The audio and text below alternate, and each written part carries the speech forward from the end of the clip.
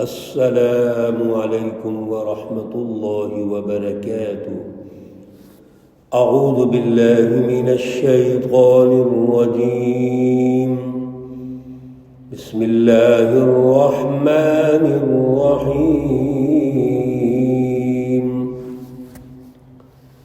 وترى الأرض هامدة فإذا أنزلنا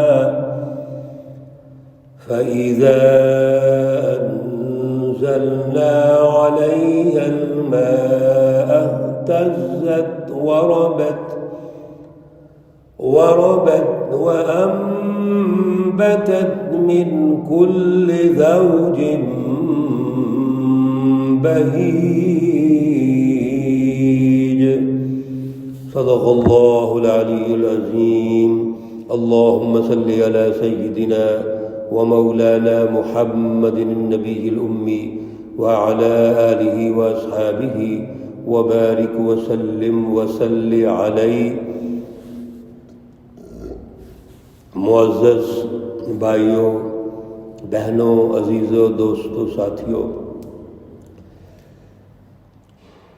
سورۃ الحج ہے، پارہ نمبر 17 ہے، آیت مقدسہ نمبر 5، 6 اور 7 ہے۔ کل ہم نے آیت مقدسہ نمبر 5 شروع کی تھی اور وہ مکمل نہیں ہو سکی تھی کیونکہ وہ کچھ لمبی آیت کریمہ تھی۔ آج انشاءاللہ اس کو مکمل کریں گے۔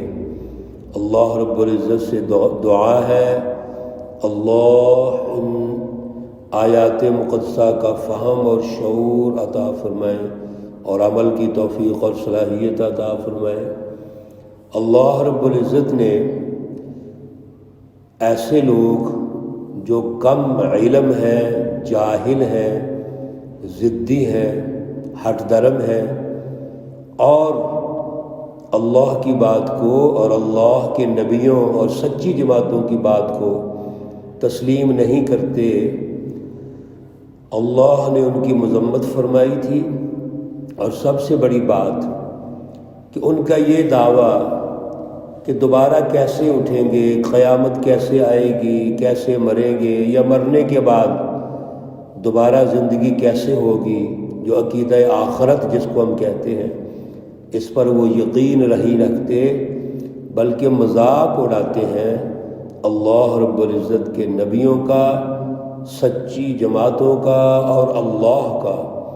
تو اللہ رب العزت نے ایک ترتیب کے ساتھ، بڑے دلائل کے ساتھ ان کو یہ بات سمجھائی کہ آپ پہلے تو اپنے اوپر غور کیجئے، آپ غور کیجئے کہ آپ تھے کیا۔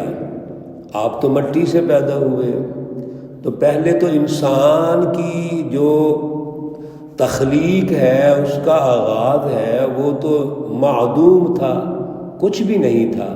اللہ نے اس کو مٹی سے پیدا کیا، اس میں روح ڈالی، اور دیگر جو انسان دنیا میں اب قیامت تک آئیں گے، اس کا پروسیس اللہ نے ارشاد فرمایا کہ پہلے آپ ایک قطرہ ہیں، پھر آپ کو اللہ رب العزت نے علقہ بنا دیا اور پھر مضغہ بنا دیا، پھر اس میں اللہ نے شکل و صورت پیدا فرما دی۔ اور یہ سارا جو پروسیس ہے، یہ تمہارے سمجھانے کے لیے اللہ نے بنایا ہے۔ پھر ماں کے پیٹ میں تمہیں اللہ نے ایک عرصے تک رکھا، وقت مقررہ تک رکھا، پھر پیدائش ہوئی، پھر پیدائش کے بعد جس کو طفولیت کہتے ہیں، اس کے بعد لڑکپن آیا، جوانی آئی، اور جوانی کے بعد پھر کچھ تو جوانی سے پہلے، جوانی کے دوران دنیا سے چلے گئے، اور کچھ کو اللہ رب العزت نے بڑھاپے کی عمر دی، 80-90 سال کے ہو گئے، اور اس عمر میں جا کر جتنی معلومات تھیں، جتنا علم تھا، وہ ختم ہو گیا، سب چیزیں بھول گئیں، دماغ سے نکل گئی، واپس بچپن آ گیا۔ یہ نشیب و فراز، یہ ترقی اور زوال، یعنی جوانی کی طرف ترقی اور پھر بڑھاپا اور نکمی عمر، یہ زوال، یہ سارا کچھ کیسے ہو رہا ہے؟ اس کے پیچھے کون سی طاقت ہے؟ وہ اللہ رب العزت کی ذات اقدس ہے، وہ عظیم طاقت ہے۔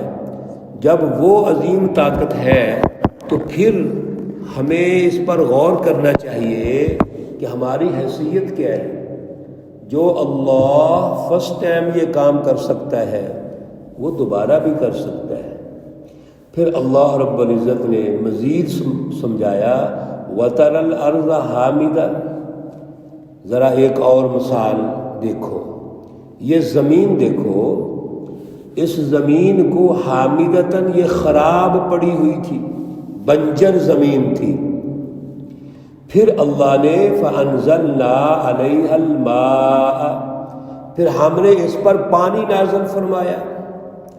بنجر زمین، خشک زمین، خراب زمین پر اللہ نے پانی کا قطرہ ڈالا، پانی نازل فرمایا تو اہتزت، وہ تازہ تر ہو گئی، وہ تر و تازہ ہو گئی، سر سبز و شاداب ہو گئی۔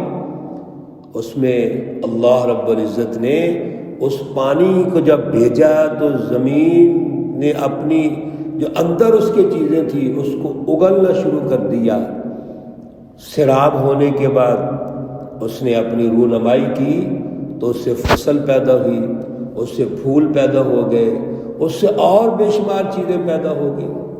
وربت، اور پھر اس طرح ابھرتی ہے، وانبتت، اور اس سے چیزیں اگرتی ہیں۔ کس طرح اگتی ہیں؟ من کل زوج بہیج، ہر قسم کی رونقیں پیدا ہو جاتی ہیں۔ ذرا غور کیجئے، ہم جتنا کچھ کھاتے پیتے ہیں کہاں سے نکلتا ہے؟ زمین سے نکلتا ہے۔ تمام تر غذائیں جس کو اللہ نے رزق سے تعبیر فرمایا، رزق لکم، تم سب کے لیے وہ رزق ہے۔ اور رزق یاد رکھیے وہ چیز ہوتی ہے جو انسانی باڈی کو فائدہ پہنچائے، انسانی جسم کو فائدہ پہنچائے۔ جو انسان کی جسم کے لیے غذا بنتا ہے اور غذا بن کر انسانی جسم کو ترقی دیتا ہے، اس کو رزق کہا جاتا ہے۔ یہ رزق کہاں سے آ رہا ہے؟ یہ زمین سے آ رہا ہے۔ اللہ نے اس زمین میں تمام تر صلاحیتیں رکھی ہیں۔ جو کچھ بھی ہم استعمال کرتے ہیں، ہر قسم کی فصل، ہر قسم کا فروٹ، پانی، تیل، کوئلہ اور دیگر جتنی بھی ضروریات زندگیاں، لوہا ہے، وہ زمین سے نکل رہا ہے۔ یہی سائنس ہے۔ اللہ نے اس زمین کو سائنس بنا دیا۔ یہ اللہ نے کیا ہے۔ اللہ کہتے ہیں ہم نے کیا ہے۔ تو جو اللہ بنجر زمین کو تر و تازہ کر سکتا ہے، اس میں فصل پیدا کر سکتا ہے، مختلف قسم کے فروٹ پیدا کر سکتا ہے، تو وہ خدا دوبارہ نہیں زندہ کر سکتا؟ اللہ فرماتے ہیں ذالک بأن اللہ هو الحق، یہ اس لیے ہے کہ بے شک اللہ حق ہے، سچ ہے، جو بات کرتے ہیں وہ درست ہے۔ وَأَنَّهُ يُحْيِي الْمَوْتَى، اور وہی زندہ کرتا ہے مردوں کو۔ وَأَنَّهُ عَلَى كُلِّ شَيْءٍ قَدِيرٌ، اور بے شک اللہ رب العزت ہر چیز پر قادر ہے، وہ قادر مطلق ہے۔ اللہ کی جو ذات ہے وہ قادر مطلق ہے، ہر قسم کی طاقت رکھتا ہے۔ وہی زندوں کو مارتا ہے، مردوں کو زندہ کرتا ہے، پہلی دفعہ بھی اسی نے پیدا کیا ہے، دوبارہ بھی وہی پیدا کرے گا۔ وَأَنَّ السَّاعَةَ، اور بے شک جو قیامت آنی ہے، آتیۃ، آئے گی، لا ریب فیہا، اس میں کوئی شک نہیں ہے، قیامت نے آ کے رہنا ہے۔ جیسے اللہ نے شروع میں فرمایا تھا وَأَنَّ السَّاعَةَ زَلْزَلَةٌ إِنَّ زَلْزَلَةَ السَّاعَةِ شَيْءٌ قَرِيبٌ، یہ جو قیامت کا زلزلہ ہے یہ بہت بڑا حادثہ ہے۔ پھر اللہ تعالیٰ فرماتے ہیں کہ وَأَنَّ السَّاعَةَ آتِيَةٌ لَا رَيْبَ فِيهَا، قیامت آ کے رہے گی، اس میں کوئی شک نہیں ہے۔ یہ شکوک و شبہات ختم کرو، سچے علم کی طرف آؤ، حقیقی علم کی طرف آؤ، اپنے محاسبے کی طرف آؤ۔ وَأَنَّ اللَّهَ، اور بے شک اللہ رب العزت کی ذات اقدس وہ ہے، یبعث، جو اٹھائے گا، من فی القبور، جو لوگ بھی قبروں کے اندر ہیں ان کو اللہ نے اٹھانا ہے۔ یہی عقیدہ آخرت ہے۔ جن لوگوں کو ہم نے زمین میں دفن کر دیا، سپرد خاک کر دیا ہے، ان سب نے اٹھنا ہے۔ اس کی بڑی تفصیلات ہیں، قرآن مجید میں بھی ہیں، احادیث مبارکہ میں بھی ہیں، کس طرح قیامت آئے گی، کس طرح کا وہ نفخہ ہوگا، یوم ینفخ فی الصور، سور کے اندر کس طرح پھونک ماری جائے گی، حضرت اسرافیل علیہ السلام، اور پھر قیامت آئے گی۔ کچھ منظرنامہ ہم نے یہاں اس سورہ مبارکہ میں بھی ابھی سنا ہے۔ اس کے علاوہ بھی اللہ رب العزت نے اس کی تفصیلات ارشاد فرمائی ہے، رہنمائی دی ہے۔ اللہ رب العزت ہمیں عقیدہ آخرت کا یقین پیدا فرمائے۔ حضرت آدم اور حضرت حوا کی دعا ہم سیکھ رہے ہیں، ربنا ظلمنا انفسنا وَإِن لَّمْ تَغْفِرْ لَنَا وَتَرْحَمْنَا لَنَكُونَنَّ مِنَ الْخَاسِرِينَ۔